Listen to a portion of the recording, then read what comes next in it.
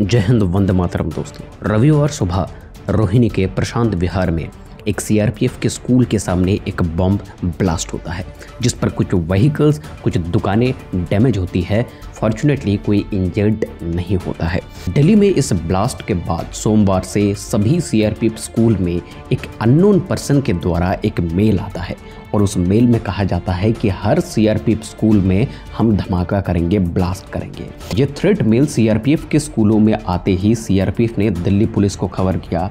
National investigation agency इस पर active हुई, साथ में एनएसजी को बुलाया गया, बॉम्ब स्क्वाड को बुलाया गया और दिल्ली पर पूरी तरीके से कार्रवाई चल रही है, सर्च चल रही है। मैं आपको बताना चाहता हूं, दिल्ली पर 2 सीआरपीएफ स्कूल्स है जहां पर सीआरपीएफ पर्सनल्स के बच्चे पढ़ाई करते हैं। एक रोहिणी में है और एक द्वारका में है। अब क्योंकि एक बार स्कूल के बाहर ब्लास्ट हो चुका है तो इस तरीके के मेल को बहुत सीरियसली लेना पड़ रहा है दिल्ली पुलिस को भी और प्रशासन को भी। अब कहानी यहीं पर ख़त्म नहीं होती है। स्कूलों के अलावा भी लगभग 14 अक्टूबर से लेकर के 100 डोमेस्टिक फ़्लाइट्स पर भी ये मेल भेजे गए हैं कि हम फ़्लाइट्स पर भी धमाका करेंगे।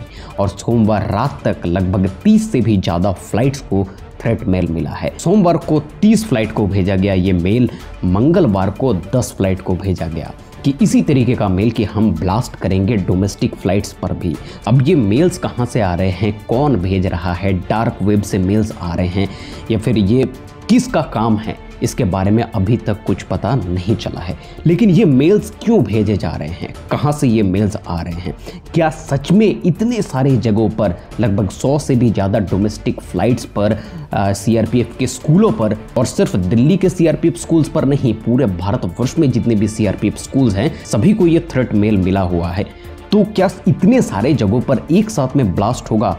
क्या मेरा पर्सनल ओपिनियन क्या कहता है, मैं इसके बारे में बात करूंगा। ये टोटली मेरा पर्सनल ओपिनियन है। न्यूज़ यहीं तक था, आगे आप तभी देखिएगा अगर आप खुले दिमाग से इस पर आलोचना करना चाहते हैं और मेरे साथ में डिस्कस करना चाहते हैं। देखिए, थ्रेट जब मिला है भारतवर्ष को, ये तो वरी करने वाली बात है, इस पर कोई डाउट नहीं है, क्योंकि एक बार स्कूल के बाहर ब्लास्ट हो चुका है। जो बॉम्ब का मटेरियल है वो स्कूल के दीवार तक पहुंच चुका है, वहां पर फिट हो चुका है, वहां पर ब्लास्ट भी हो चुका है। कई सारे व्हीकल्स, कई सारे दुकानें जो है वो डैमेज भी हो चुकी है। तो इसका मतलब ये है कि जो भी ये मेल्स भेज रहा है वो अगर स्कूल के बाहर बॉम्ब लगा सकता है तो स्कूल के भीतर भी लगा सकता है, और अगर दिल्ली के स्कूलों पर लगा सकता है तो बंगाल के स्कूलों पर भी लगा सकता है, यूपी के स्कूलों पर भी लगा सकता है, बिहार के किसी भी स्टेट के स्कूलों पर बॉम्ब लगाए जा सकते हैं। कहने का मतलब यह है कि ये जितने भी थ्रेट्स आ रहे हैं इसको पूरी तरीके से बेबुनियाद कह करके हम हाथ पर हाथ धरे बैठ नहीं सकते, हमें काम करना पड़ेगा। और इसीलिए हमारे देश में एजेंसीज है, जैसे कि एनआईए है, रॉ है, इंटेलिजेंस ब्यूरो है, एनएसजी एक्शन के लिए है, बम स्क्वाड की टीम है।